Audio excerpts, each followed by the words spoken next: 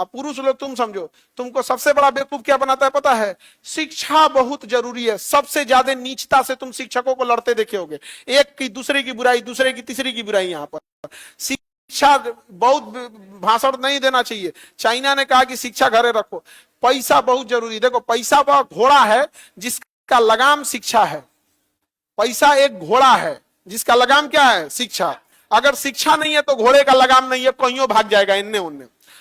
अगर पैसा है तो उस घोड़े पर क्या है? लगाम है। तो अगर आप सक्सेस हैं और शिक्षा भी है तो आपके पास पैसा भी है, यानी घोड़ा, और क्या है? लगाम।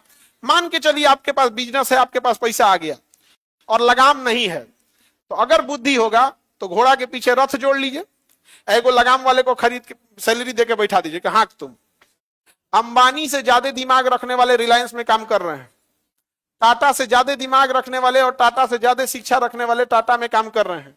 प्रधानमंत्री चाहे मनमोहन सिंह हो, चाहे प्रधानमंत्री नरेंद्र मोदी हो, इनसे ज्यादा काम करने वाले, इनसे ज्यादा दिमाग रखने वाले हैं यहाँ पर।